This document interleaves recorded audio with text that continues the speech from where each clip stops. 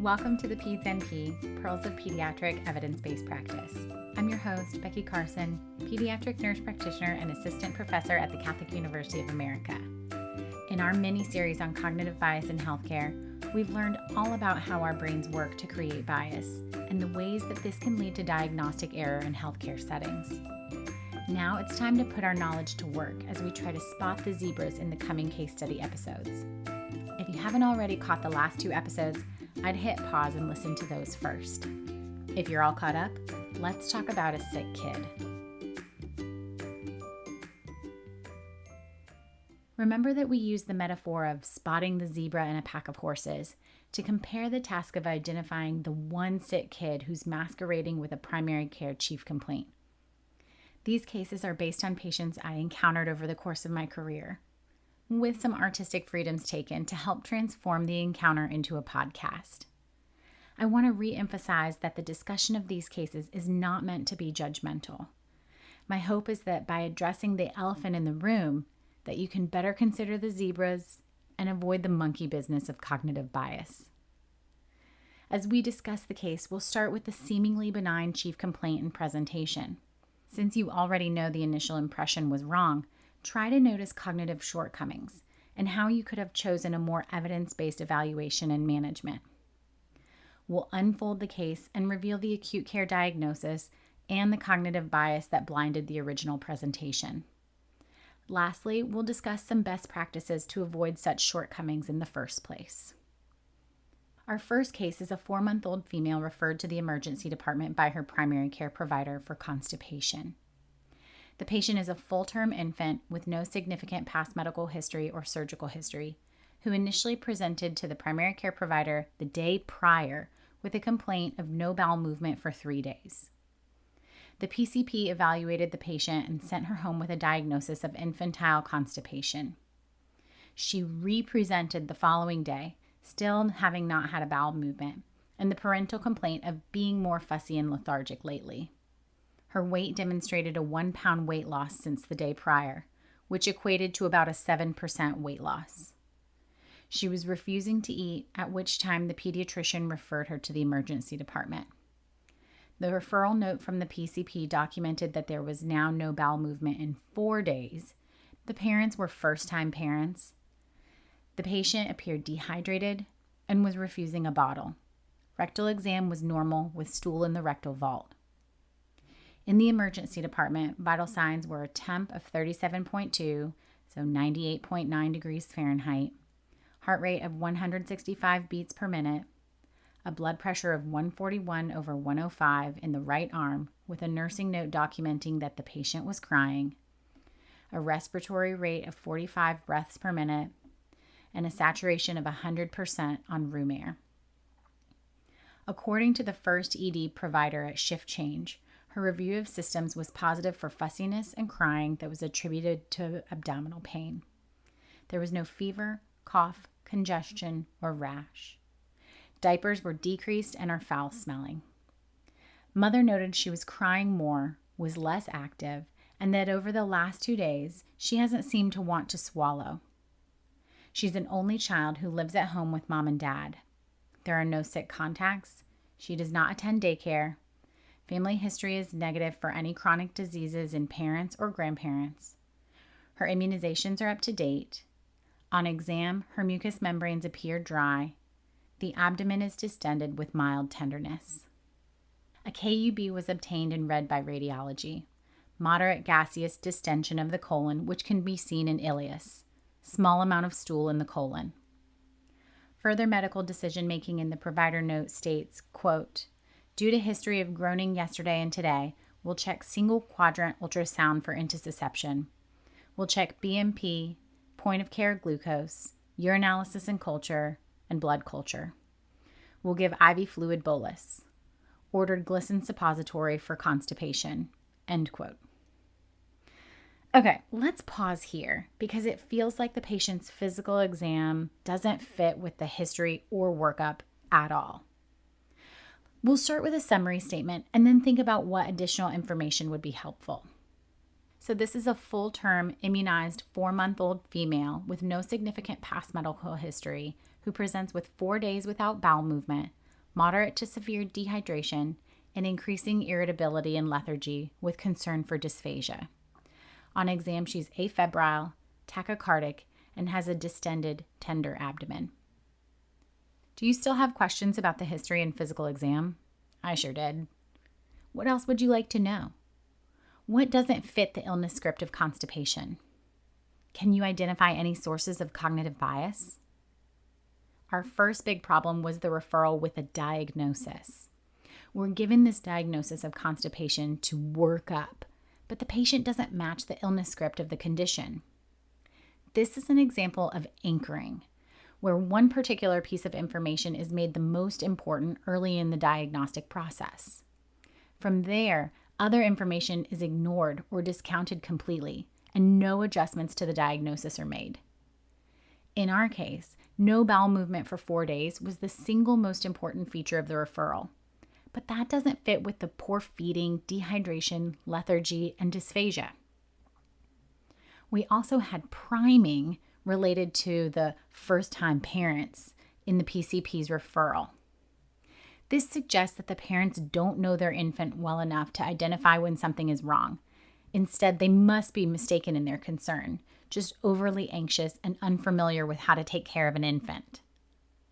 In the ED, there was a combination of premature closure, in which the original diagnosis was accepted, and authority bias, where the ED provider didn't want to disagree with the PCP's original diagnosis, despite noting some obvious abnormalities.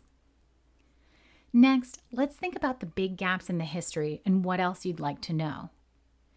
It remains unclear to me as to why the patient was experiencing these symptoms in the first place, because constipation in healthy kids tends to occur around changes in diet, activity, development, or hydration. What's the infant's typical stooling pattern? Did she stool in the first 48 hours of life? Constipation that starts early in life can be a red flag, so we need to pursue questions around stooling in the first few months that might give us clues as to underlying pathology. What was her feeding history? Is she breastfed, formula fed? How much and how often does she eat? Were there any recent changes, or was there an attempt to start solid foods? What's her typical activity like, and what is she objectively doing in comparison now? Give me more details about that difficulty swallowing. Does she grimace in pain, or can she not coordinate the suck and swallow? Think to yourself, why would all of this develop now? Where do they live? What do mom and dad do for a living? What are her exposures and risk factors? On her exam, we have an abnormal heart rate, and that seems more likely attributable to her dehydration than the nurse's note of the baby crying. Abnormal vital signs should always be re-examined. The x-ray didn't show constipation. Instead, there were dilated loops of bowel that were more concerning for some type of obstruction, ileus, as suggested by the radiologist. The ED provider is still anchored on constipation, thus the glycerin suppository, despite no radiographic evidence of constipation. And yet there appears to be disorganized medical decision-making surrounding the differential diagnosis and further workup. Why does a constipated patient need IV fluids? Much less a blood culture. A classic presentation of intussusception typically involves severe, inconsolable crying with an altered level of consciousness or sleepiness between attacks, rather than our less active baby with dehydration and difficulty swallowing. We have no emesis or current jelly stool to suggest telescoping bowel causing obstruction or necrosis. So the ultrasound will only show a snapshot in time at the ileocecal valve and is unlikely to yield any meaningful diagnostic result, which, spoiler alert, it didn't. It's time to re-examine the patient and get further history. And this is where I came in. I walked into the room and my spidey senses were tingling off the wall. There were 3 nurses standing over the bed, frustrated at their inability to successfully obtain an IV because she was so dehydrated. Despite a needle poking in each extremity, the infant wasn't moving.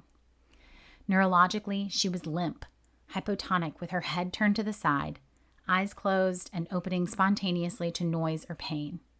Her face was expressionless, and she was crying weakly through gurgled secretions that were pooling in her oropharynx.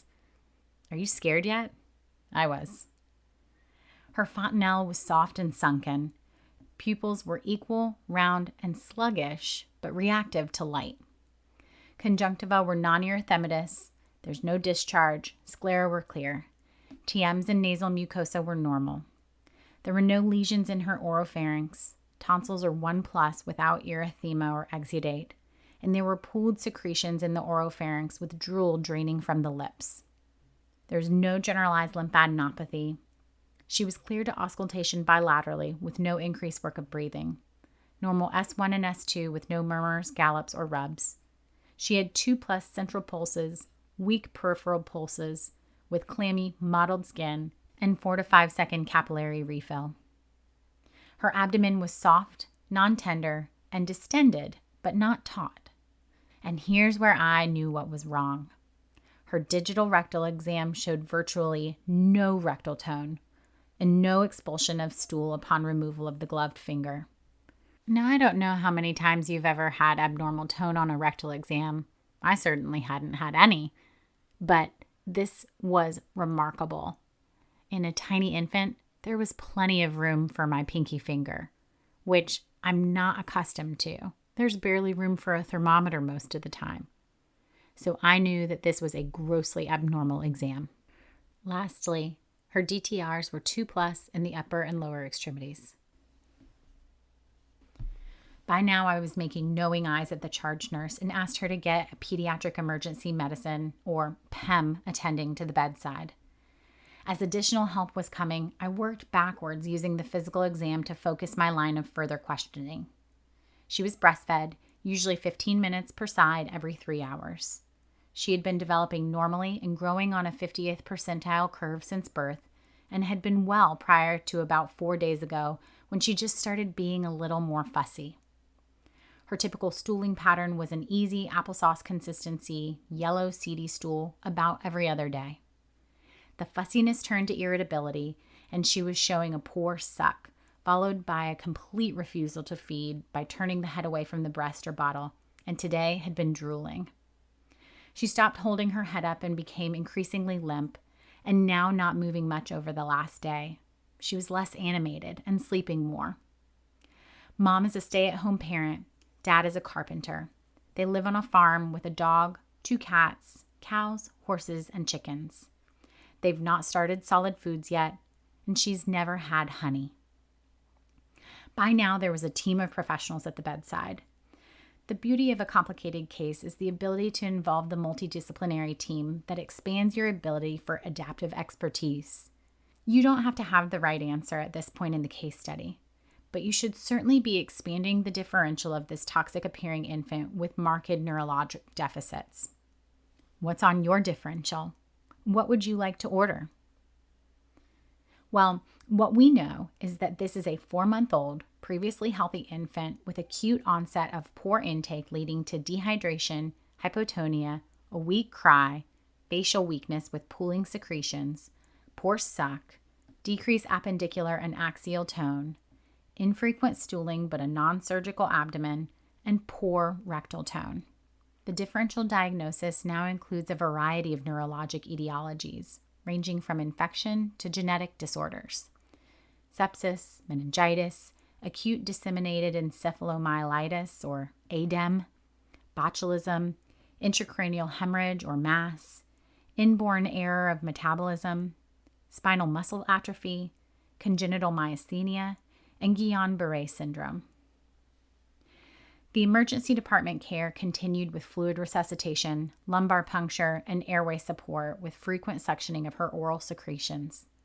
She was admitted to the PICU with a plan for brain MRI, nerve conduction study, electromyography, and tensilon tests for myasthenia gravis.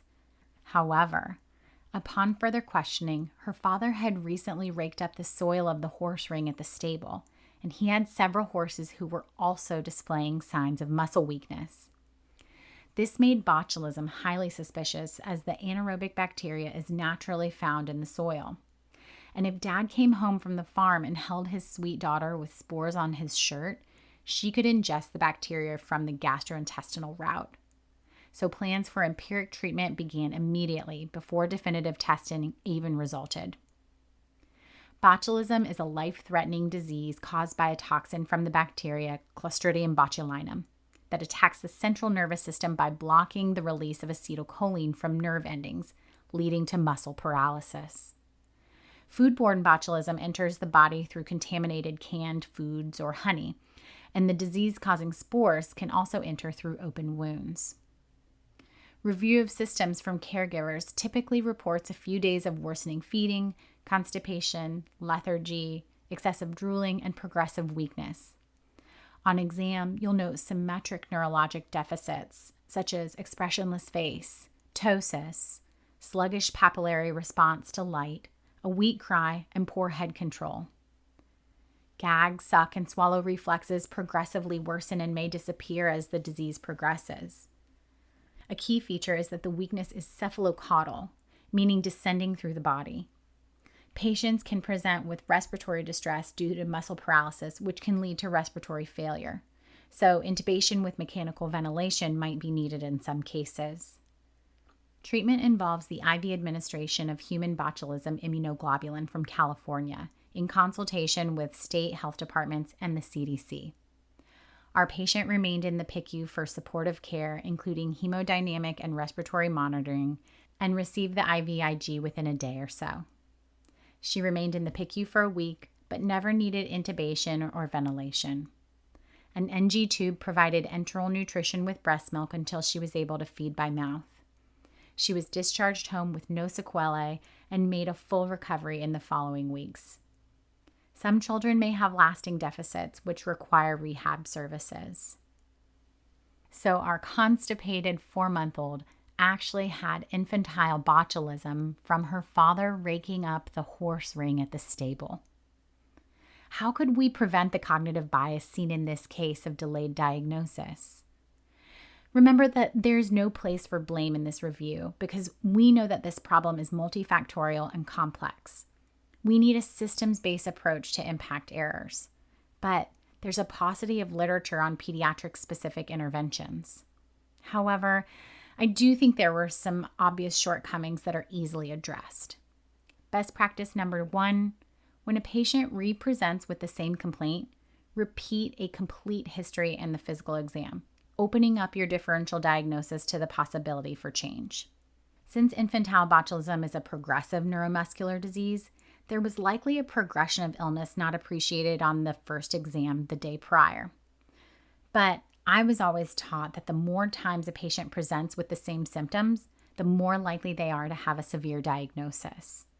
So a best practice would be to welcome a new visit with brand new eyes. Because my digital rectal exam showed absolutely no tone just a few hours after being seen by the PCP, and we know that botulism worsens from head to toe, I suspect that the report of a normal digital rectal exam with stool in the rectal vault was actually from the day prior. Best practice number 2, give objective handoffs. This is a gold standard in healthcare because otherwise a provider can be strongly anchored to a given diagnosis. By offering the referral with a given diagnosis mismatched from the illness script, rather than the noted abnormalities that needed to be addressed, the PCP likely clouded the judgment of the first ED provider, which led to a delay in addressing the potentially lethal disease manifestations of botulism. And by labeling the family as, quote, first-time parents, the PCP minimized the family's concerns, which were incredibly valid given the progressive deterioration of their previously healthy infant. We should present patients with exam or investigation findings, rather than with a possible diagnosis or subjective details alone. Best practice number 3, choose a consistent and structured strategy to work through your differential diagnosis that works for you. This could be going head to toe by systems, a rule-in, rule-out methodology, or a mnemonic such as vitamins A, B, C, D, E, K to cover all the possible etiologies of diagnosis. This is not the same thing as diagnostic checklists, which are prone to error and have demonstrated no improvements in diagnostic error when used in the emergency department. I know you're asking, but what if I forget something in my structured differential diagnosis? You've already said that cognitive bias is a problem. Won't I miss it if it happens to me? Good thinking. Have you ever heard the phrase, 2 heads are better than 1? Well, 5 heads are better than 2. Remember when I notified the PEM attending? We also involved the PICU, neurology, and infectious disease consultants to help us manage the patient. This brings us to our final best practice number 4. The NASM report on improving diagnostic error in healthcare recommended diagnostic teamwork involving the primary care provider, subspecialist, allied health providers, and nurses as one way to promote decision-making. Unfortunately, we don't yet have the literature to support the idea that a team-based approach to care changes outcomes related to diagnostic error. But that doesn't mean that teamwork doesn't make the dream work. It's just a great place to emphasize future research. I hope that you'll like, comment, and subscribe to the Peds NP, where we focus on the practical application of evidence-based practice. There's no financial support or conflict of interest in this or any episode of the Peds NP. You can see show notes and references at thepedsnp.com. Tweet me at thepedsnp or find me on Instagram at thepedsnp podcast. Remember, this isn't just a podcast. Repeat your history and physical exam for the kids. I'm Becky Carson. Take care.